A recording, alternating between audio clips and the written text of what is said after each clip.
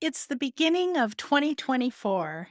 You have set your goals for the year, you've made your New Year's resolutions, and now how can we get all of those things that you've set out to accomplish done this year? In today's episode, that's what we're going to talk about, a super simple, easy to apply method that has only 4 steps that you can easily incorporate into your schedule to help you get all of those things done that you set out to achieve. I call it the Launchpad to Success method. After we're done going over the 4 steps, I will give you a bonus exercise that will virtually guarantee that you can accomplish all the things that you set out to do this year. Hello and welcome. Danette here. Thank you for joining the Shine First Today podcast. If you're looking for ways to improve your productivity and reduce your stress and anxiety, then you're in the right place.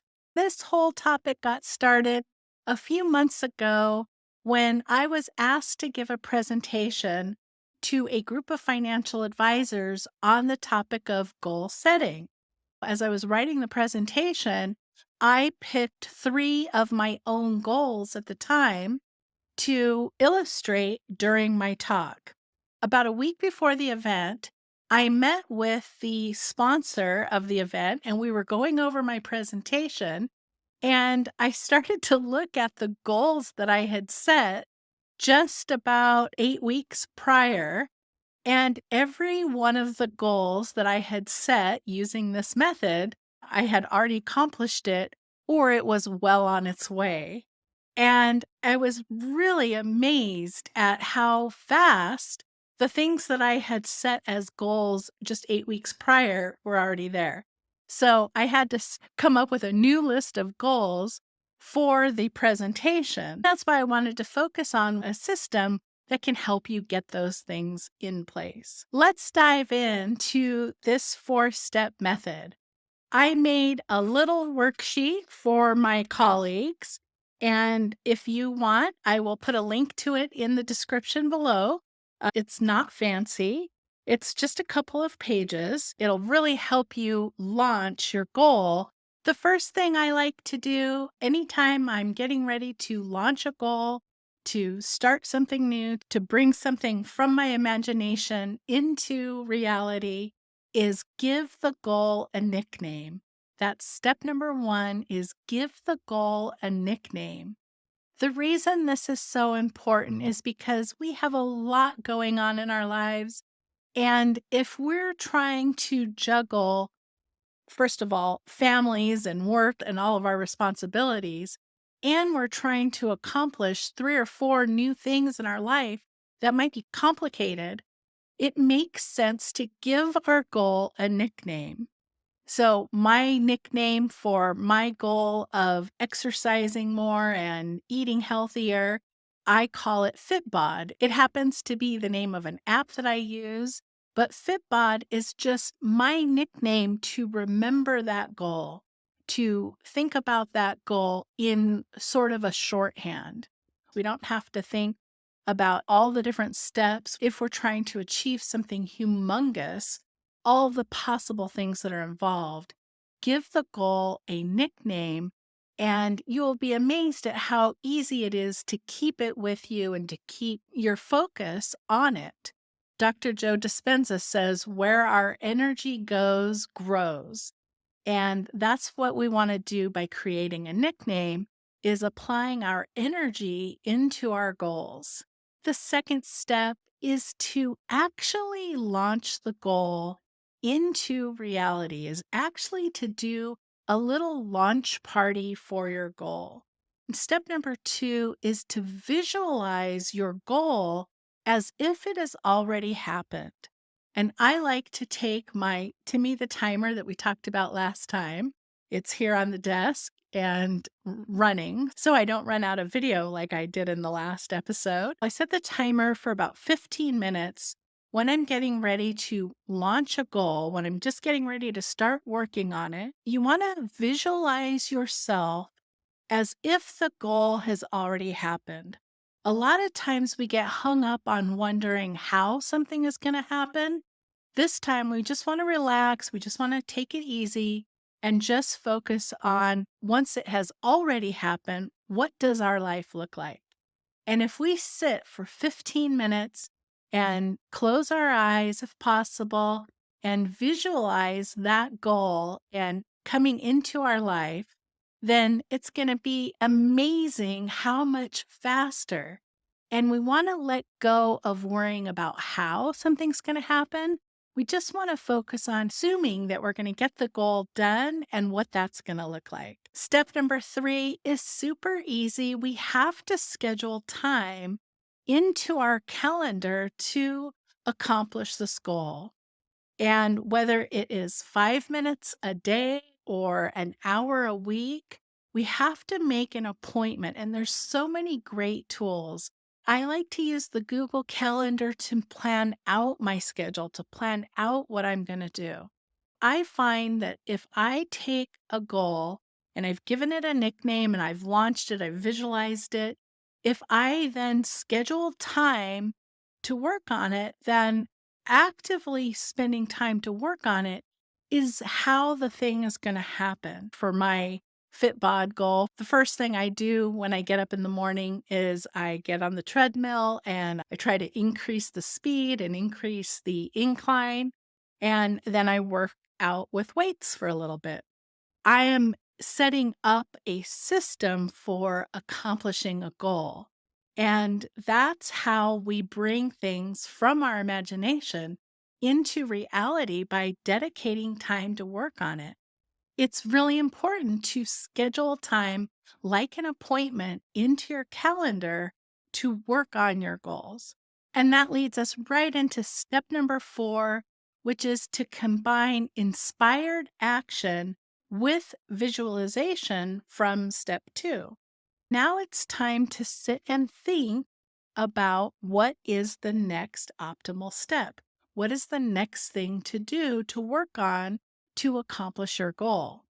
And sometimes we don't know. Sometimes we're trying to do something new we've never done before. So we don't know how to do it, or we'd already have it done, right? Sometimes we need to think about what is the next optimal step. One of the biggest mistakes that I make still continuously is I jump ahead to step 5, step 6, and I still haven't done 1 or 2 yet. I have made things take so much longer than they needed to because I was jumping ahead. I have a marketing coach who is helping me with the podcast, and I was talking to him about all these things that I was trying to do. And he says, "Yeah, Danette, but first thing you have to do is build your foundation. You have to get consistent with your production schedule." And I so appreciated that advice. Inspired action is then sitting quietly, sitting with a notepad, sitting with a piece of paper, just thinking about your goal and waiting until you get inspired thought. Wait till you hear in your mind, this is what I should do next. I was doing this exercise. I wasn't sure what to do next. And I had the thought to call a particular client. And he was so happy to hear from me. And we had this lovely conversation. And at the end, he shared some information with me that helped me to the goal, which was really funny because I would have never thought to call him and ask him about my goal. But because I had that thought to call him, I ended up getting information that directly helped me. So that's the kind of thing that I think really helps make accomplishing our goals so much fun and so much easier. We have an internal guidance system. We have an energetic helper that's going to help us get our goals done and accomplish anything we want to accomplish. We just have to sometimes be still long enough to hear the messages, to hear the information. That's what I mean by combining visualization with inspired action. One of my big goals last year was to take a speech that I had given to a group of women financial advisors. It was called Thriving in the Fast Lane. And one of my goals was to take that speech and to turn it into a planner. This is a 90-day planner. And I was finally able to accomplish this goal. I had it in my mind visually first. I nicknamed it and I went through these steps. And I'm so excited about this. Here, this section says what I want to accomplish this week and why. One of my favorite parts in the book is the monthly reflection. A lot of times we set our goals and we're moving forward, but we don't take time to look back and say what is working and what is not working, and that's okay. And what we did in the monthly reflection is we took and put different questions in the monthly reflection section for each month. I gave this to some of my clients, and one of my clients said, Danette, oh my gosh, thank you so much for this book. I've already written 12 goals. And she laughed. She goes, maybe that's too many, but she was so thrilled. This is available on Amazon. And I think it's a great tool to help you set your goals. Now, the bonus exercise that we talked about earlier is something I learned a long time ago. It's always stuck with me, and that is to tell 26 people about your goal. For some reason or another, 26 is the magic number. If you go out and tell 26 people that you are going to go on the treadmill and ride it every morning for 30 minutes, you create in yourself something that just ties you to that goal because you have made these commitments. You have given your word to 26 people, and you will feel motivated to accomplish the goal because you've told so many people. When I was giving this presentation to a group of financial advisors, they loved this part. And it was funny, the rest of the conference, people were going around sharing their goals with each other. And so that they could meet this 26 goal requirement. I hope you have enjoyed this episode. If you want a copy of this worksheet, the link is going to be below in the description. If you use this method to accomplish one of your goals, please write back. Please let me know how it goes. Put something in the comments. Email me. I would love to hear from you. Thank you so much for listening. I hope the rest of your day is amazing, and I will see you in the next episode.